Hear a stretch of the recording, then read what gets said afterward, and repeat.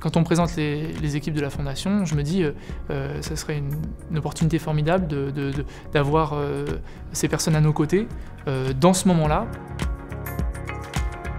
Et que clairement, ces compétences-là, on ne peut pas se les payer.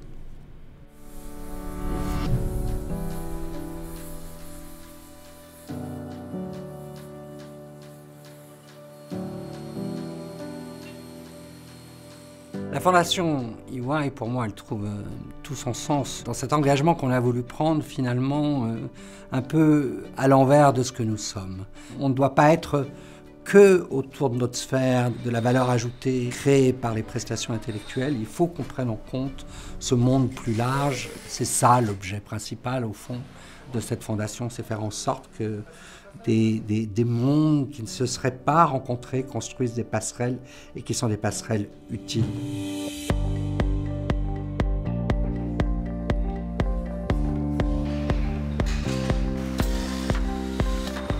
Quand on crée un projet, une activité, quelle qu'elle soit, on a le droit de ne pas tout savoir faire.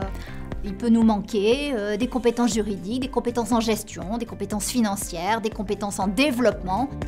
Il a été primordial d'avoir cet œil externe pour dire ok, attention, faire des meubles à impact social et environnemental c'est bien, mais si vous voulez le faire longtemps, il va falloir structurer la gestion financière, quels sont les rôles de chacun dans l'équipe, notamment parce que de 3, on allait passer à 5, 6, 7 assez rapidement. Aider l'autre, c'est le moteur de la vie en société, c'est quelque chose qui rend fier.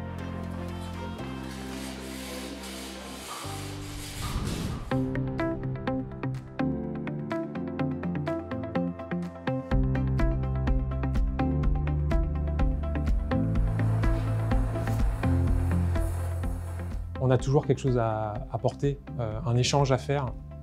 Je vis par procuration un peu leur création. C'est pas que je me sens utile, parce que ce qui voudrait dire que le travail que je fais n'aurait pas d'utilité, mais je me sens utile différemment. Ce sont des personnes qui aident des personnes, et cet engagement humain, il est au cœur de notre fondation puisqu'il est inscrit dans nos statuts.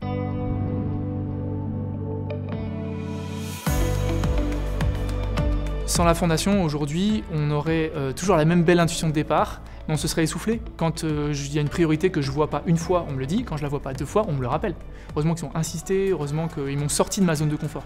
Et ça donne une impression d'invincibilité pour tout ce qui nous reste à accomplir.